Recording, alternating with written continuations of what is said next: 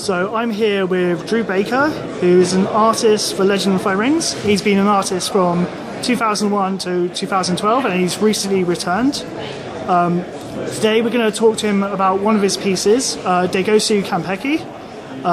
So Drew, start off by telling us about the brief. What did AEG tell you to do with regards to this art? Oh, they asked me to come back to do the new art for the new Kanpeki for the new edition, the one coming out next year. It happened to be at the same time as Jim was in contact. Jim and Alex were talking about coming out for the Worlds, and I thought this would be ideal. I'd stepped away from the game for a couple of years and was interested in doing the Kanpeki piece, and made one of the conditions for accepting the job that I get to show it here early. And they conceded to that, and it's been well responded to. I've enjoyed it. So when you get the brief, what did they want conveyed in this art? Well, part of it included a story moment that I'm not allowed to tell. Ooh. Yes. So, but generally they leave it wide open. I've known Adrian for several years. Adrian was giving me the brief and have worked on the game for long enough that they trust me. I know the flavor of things. So I read up on some fictions, asked some questions about the fates of other characters, like Daigotsu and Shahai and Kiyomasa, to get a feel for where things had gone. There had been a time jump. When I first illustrated Kanpeki, it was as a child that Daigotsu held right after he was born, and I needed to catch up on his story and address those things. It was really, as I first started working on it, it seemed to me that I really wanted to call back to some of the earlier work I'd done of Daigotsu, in particular sort of the first one from the Web of Lies, where I really enjoyed the temple setting for this and the color scheme. I thought it would be really an interesting thing to refer back to carry on the family legacy, if you will. Not just because there's a similarity in the costumes and the bearing, but to bring the bearing and the color and allude to that. And it's the Birth of the Blood Heir where Kanpeki was first. And it was exciting to get to go back to the things that I'd loved. I've worked on L5R for a very long time, as you'd said, and it was hard to step away. Okay, so when you come to concept the art, what's the process for that? Yeah, where do you start? Where do I start? I start with thumbnails, with very small sketches. I don't know if this will... Some time? Yeah, we've got that. So I'll do 30 to 40, I don't know, sometimes 20 to 50 of those, just trying to figure out the story, figure out the mood, figure out the setting, and the lighting. And sometimes it gets to, there are pages and pages of these in my sketchbooks. Try to get the gesture and the posture to read the way I'm looking for.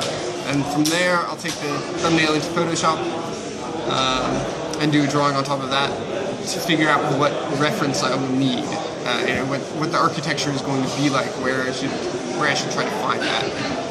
There's I should really remember which temple complex it is in Japan that has the south gate with the two giant Oni statues that inspired the statues of Shahai and Daigotsu in the side of the shrine. I'd imagine this is a family shrine during the celebration of the change of leadership of the empire. That I can say. Where we see Kanpeki, and so I was really excited about the idea of referring back to his parents. So I'll do the drawing in Photoshop, find reference, shoot some reference, and put on my kimono, my sword, and take photos of myself. So I understand you do art in various different mediums. Which one did you choose to do this in? For the past several years, I've really focused on oil painting. So that was one of my goals. Originally, I had hoped to bring the oil painting with me to the Worlds here in Sheffield, but I ended up doing it too large for that. It's a 24 by 36 inch painting and just would not have traveled well. And so I printed out an actual size poster, and that of course is the thing I forgot to bring with me. Because you always forget something. You just hope it's something not important. But that's a shame that I couldn't show it at the full size, at the full scale. Okay. So how pleased are you with how it's turned out? I'm sorry? How pleased are you with how the pieces turned out? Oh, I think it turned out pretty well. Truth be told, I sent it in to Adrian, the art director, and then kept working on it because there were some things that weren't sitting quite right. I needed the separation apart. Doing a painting during convention season always is difficult because it's starting and stopping and traveling and I'm not as young as I used to be. It's a little harder to recover from Gen Con than when I was all those years ago, let's say. Okay, so I mean that is an upcoming piece. Let's just get a little bit of focus on that. I've got a bit of glare on the screen there. Oh, I'm sorry. No, it's quite alright. Yeah, that's definitely a lot better for the viewers there. Excellent, thank you kindly. So, what's your favourite piece that you've ever done? Oh, I can't answer that. My glib response is that they all disappoint me in different ways. As any artist, it's very difficult to not see the faults. But there are a few that have really hit home for me, really started to mean something. Like the Birth of the Blood Heir, that came 6 months after my daughter was born, roughly. And so it became an allegory to fatherhood. There's a lot of meaning to that painting that wouldn't have been there, couldn't have been there if I'd done it a year beforehand. And the original Daigotsu is one that I really enjoy. Daigotsu Yumi was one of the rare cases where the piece turned out better than I had hoped, better than I had expected. Usually something has gone wrong, and so it's a step below the vision. But that was one that really shone. Okay, so outside of Legend of the Five Rings, what other kind of art do you do? I've been focusing more on some of my own projects. I'm doing a mermaid project with my eldest daughter, where she's come up with 9 or 10 different mermaid designs, and we'll do a Kickstarter early next year for her book of mermaids with their behaviors and habitats, and I'll do a print or two to go along with that. And they're all the drowning and eating people sorts of mermaids. She did ask me to clarify that when I told people. I've done some Star Wars work that's been quite fun. I did honestly, it was a clear scream for attention when I did my life-size Darth Vader and Princess Leia portrait. I took that to Dragon Con and New York Comic Con last year, and it worked. It stopped traffic.